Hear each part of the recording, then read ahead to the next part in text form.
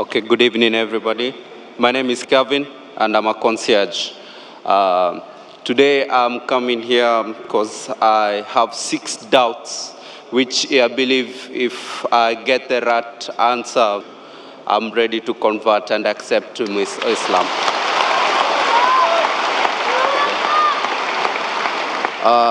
To start with, on my first question, is that how do I know that Islam is the right way to worship?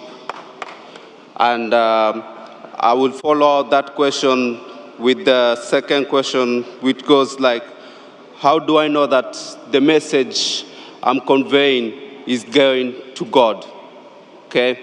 And my third question, since Dr. Zakir, I've been listening to you before, you have said before and you have preached that there's no way you can go to heaven without strictly abiding to the commandments that were given to Moses. In the present world and challenges with the media, with everything that comes along to our life in our present day, how do we abide to this law? And does God forgive you if you repeatedly make mistakes and repent? Brother wants to give in 2 parts. He wants to ask 6 questions. The first 3 questions, brother asked, that how do I know in Islam the worship is correct? It can be understood as how we worship in Islam, is that correct? Or it can mean that is Islam the correct religion? What do you mean? Do you want to know that the way you worship in Islam, is it the right way, or is Islam the correct religion of worship? The first question the brother asked, he wants to know how will he come to know that is Islam the correct religion we should follow? And the second part that is similar, that how will you come to know that Islam is the truth? Exactly. And the third that he said, I said in one of my speech, that JSK, peace be upon him, said that if you want to enter Jannah, you should keep all the commandments and follow all the laws mentioned in the Old Testament. How in this age can we follow all the laws of the Old Testament? I will try and club the first 2 questions together. That how do you know that Islam is the correct religion to worship? And how do you know that Islam is the truth?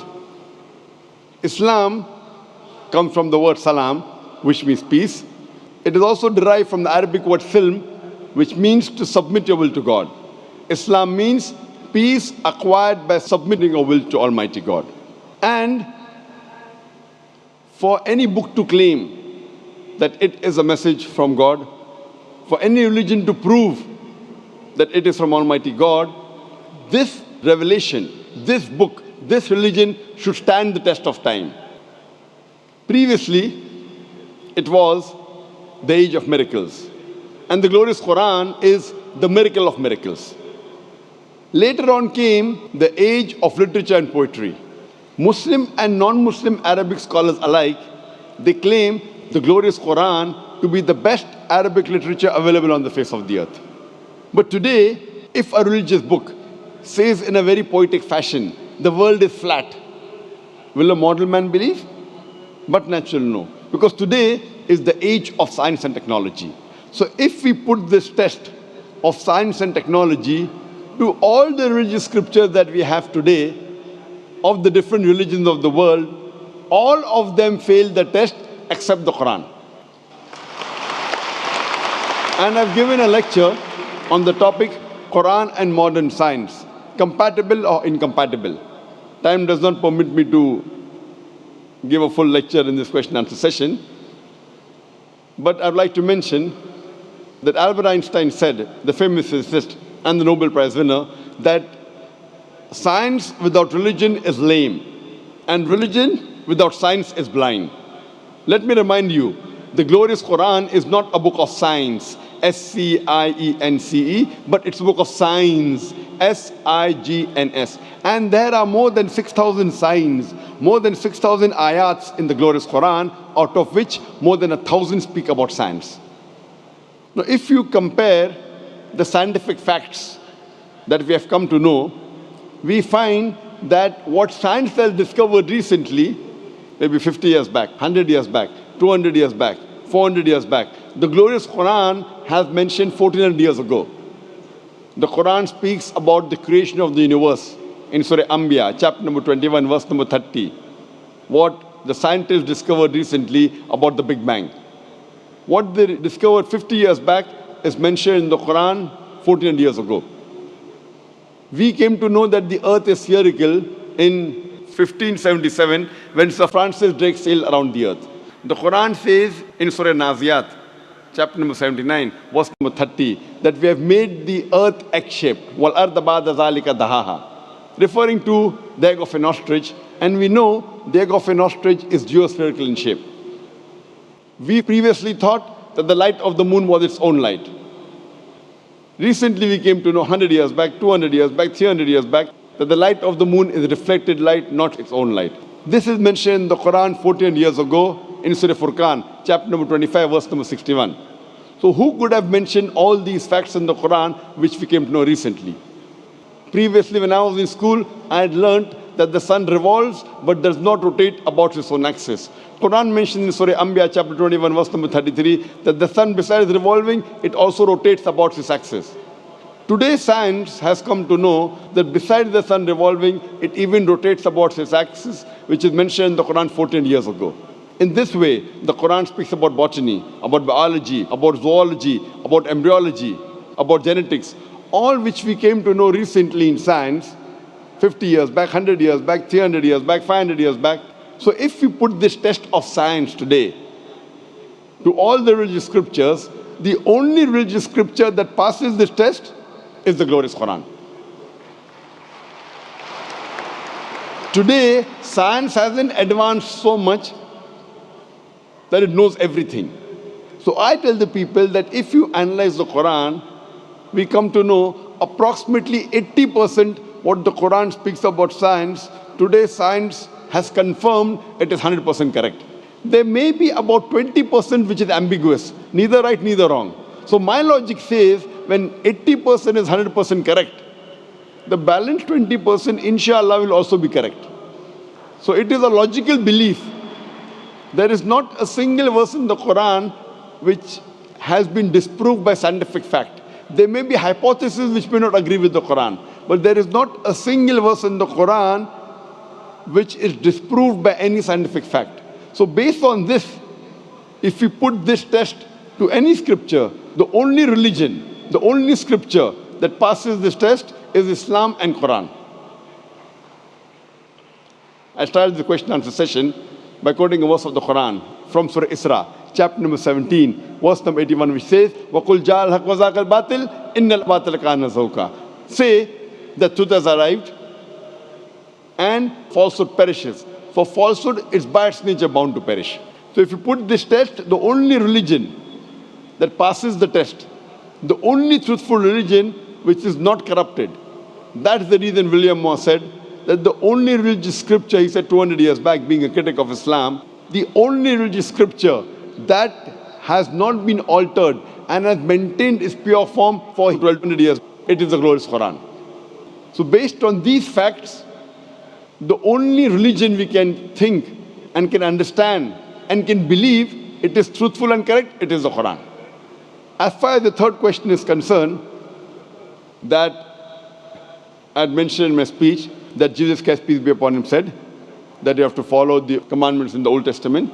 I was quoting the verse of the Bible, Gospel of Matthew, chapter number 5, verse number 17 to 20, where Jesus Christ, peace be upon him, says that unless your righteousness exceeds the righteousness of the scribes and the Pharisees, in no way shall you enter the kingdom of heaven.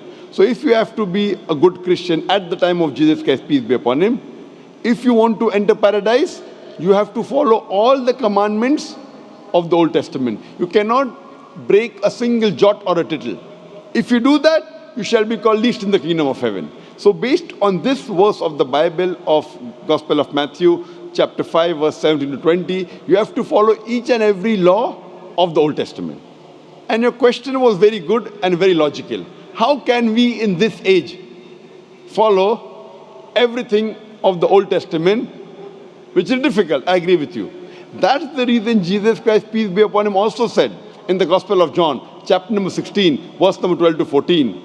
He said, I have many things to say unto you, but ye cannot bear them now. For he, when the Spirit of truth shall come, he shall guide you into all truth. He shall not speak of himself, all that he hears shall he speak. He shall glorify me. Here, Prophet Jesus, peace be upon him, is prophesying the coming of the last and final messenger, last and final prophet, Prophet Muhammad, peace be upon him. That when he will come, he will guide you unto all truth.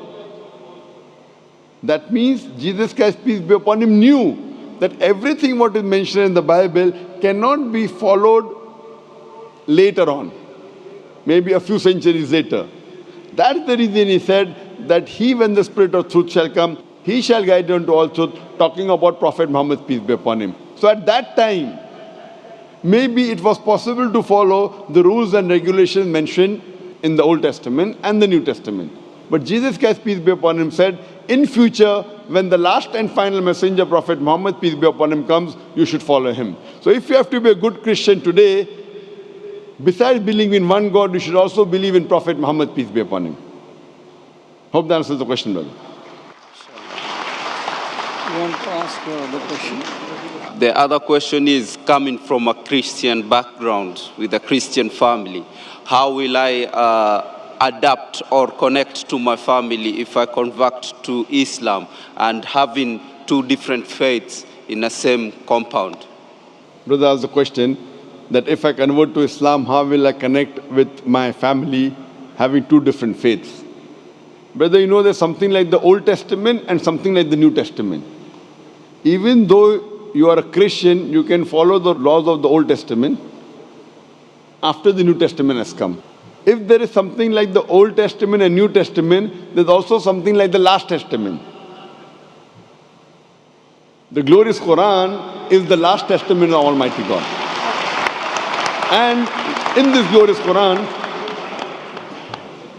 not a single prophet which is mentioned in the Bible has been derogated. In Islam, you have to believe in all the prophets that came earlier. And there are no less than 25 prophets which are mentioned in the Quran. And all of them, except for Prophet Muhammad and a couple of them, they are mentioned in the Bible. So, we have to respect all the prophets of Almighty God. And our beloved Prophet Muhammad said that Almighty God has sent 124,000 messengers on the face of the earth. So if you become a Muslim, you do not have to disrespect any of the prophets mentioned in the Bible. In fact, you will have to tell them, I am following 100% what Jesus Christ, peace be upon him, said. What the other Christians are doing, they may be following 80%, maybe 90%, maybe 50%. You should tell them that Gospel of John chapter number 16 verse number 12 to 14 says, I have many things to say unto you, but ye cannot bear them now. For he, when the Spirit of truth shall come, he shall guide you unto all truth. So I am following Jesus Christ, peace be upon him, much better than the other so-called Christians. So if you become a Muslim, you will be a better Christian than the Christians themselves. Hope that answers the question, brother. Yes. What's the fifth question? I just ran out of questions now. Fine, so all your questions answered. Yes, it has. Thank So you. now are you convinced about the religion of Islam? I'm convinced about the religion of Islam and I'm ready to accept Islam. Do you believe that there is one God? I'm sorry? Do you believe that there is one God? I believe there is one God.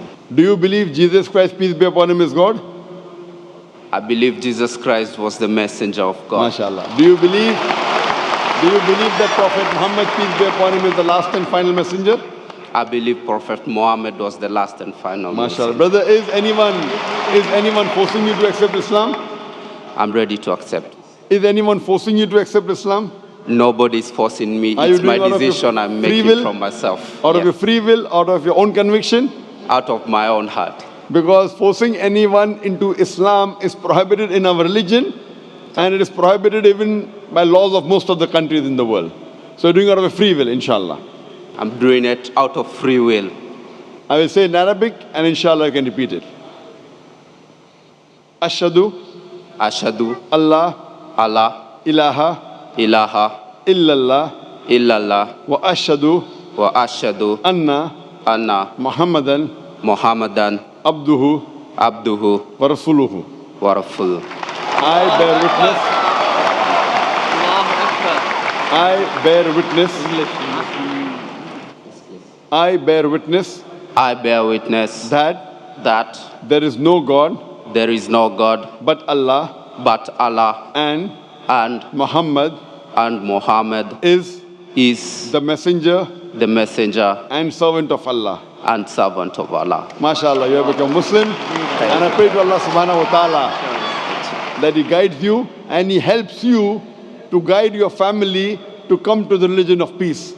And I pray to Allah subhanahu wa ta'ala to give you the best in this world as well as in the next life.